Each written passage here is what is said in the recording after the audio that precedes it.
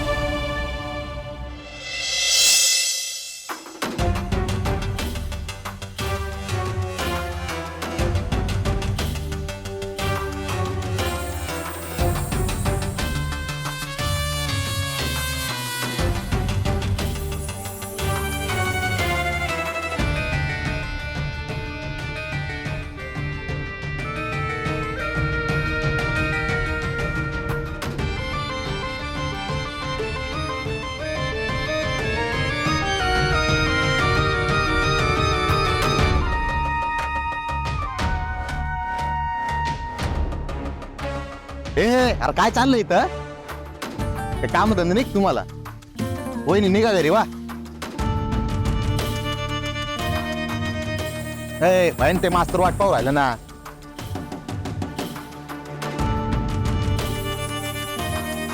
मला का ते काय करताय तुम्ही असं असं उघड्यावर का बरं झोपले तुम्ही? बरं दिसत ते हे लोक काय म्हणतील? अर्जुन कवटेकर घर नसल्यावर कसं पारावर झोपलाय ते.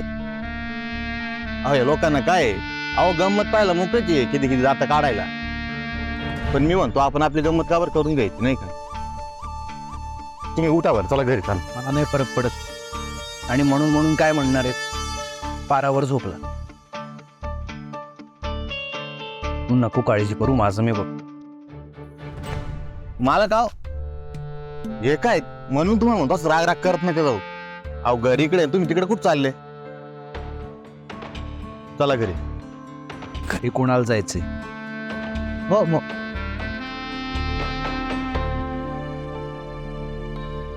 काय झालं मालकच नाही काय माहिती बा.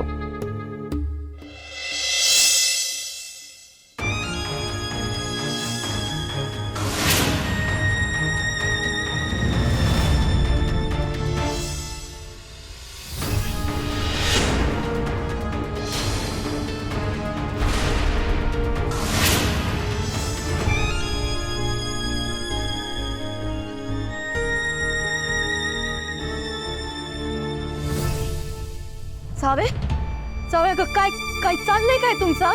नाही मला मान्य आहे की अर्जुनदाची अक्कल नसल्यासारखं वागायला लागले, पण तू पण त्यांच्यासोबत बेअक्कल सारखं का वागायला लागलीस? नाही तुम्ही ना दाखवा, सगळ्या जगाला दाखवा हा तमाशा की अर्जुन आणि सावीचा संसार काय सुखाचा वैनाच बाबा. येईल मग सगळं गाव मज्जा घे. नेमके काय झालंय एवढी कशाला तापलीस? ह्या गावात चर्चा चालू आहे की काल अर्जुनदाजी पारावर झोपले होते म्हणून. का झोपले ते पारावर? आपल्याकडे घर नाही, दार नाही. मला काय माहिती त्याची आऊस. तर काय करू मी? त्याची आऊस? मग काय असं असं गावाला तमाशा दाखवायचा?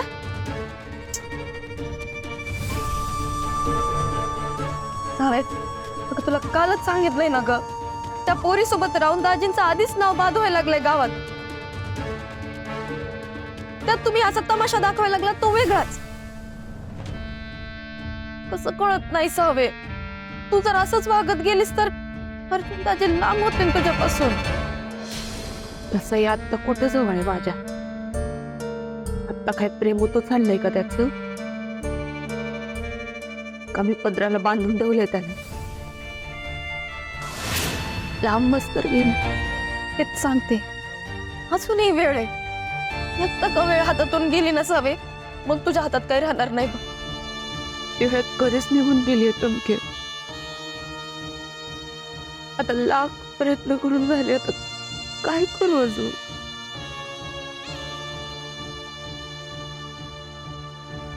आताही कुठे गेलाय देवजा? देवाच्या कशाला? तू देवाच्या भरोश्यावर राहणार आहेस? मला माहित आहे ना ते आताही त्या मनमालीच्या खानावळीत गेलेत म्हणून. एक गोष्ट लक्षात ठेव सावी, पतंग जितका वर लांब लांब जातो ना तितकं त्याला आकाश जवळचं वाटायला लागतंय. आणि माणूस जितका लांब लांब जातो ना त्याचं प्रेमही कमी होतंय आणि त्याला दुसरं माणूस जवळचं वाटायला लागतंय. अबे दाजी जितके तुझ्यापासून लांब जातील ना तितके तिच्या जवळ जाते. सावध राह. माझं सांगायचं काम होतं, बाकी तुझी मर्जी बघ.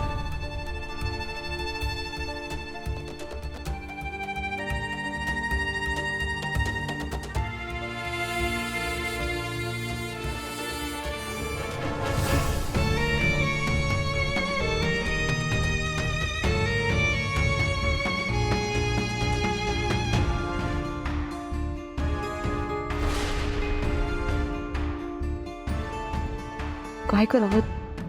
आज जाऊ की नको? हे चमके पण ना कधी कधी असं काहीतरी खूळ डोक्यात घालते की डोक्याची पार भिंगरी येऊन जाते, मग काही सुचत नाही. तरी काय चुकतं ग सावे? तुझ्या चांगल्यासाठीच तर बोलते ना ती. पण तसं काही नसेल तर उगाच अर्जुन माझ्यावर. नाही नाही, असं पण म्हणून चालणार नाही. मनालीवर विश्वास ठेवण्यात काही अर्थ नाहीये. चेहरा भोळा आणि कारभार सोळा असलेली पोरगी आहे ती. नाही सावे, जे काय होईल ते होईल. उचल कर धाडस.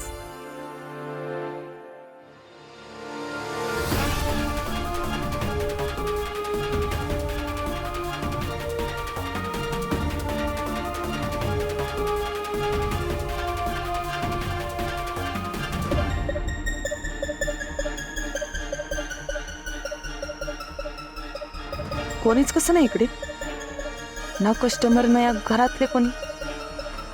काय वानगड्या, खानावळ बंद आहे काय? मग अर्जुन इकडे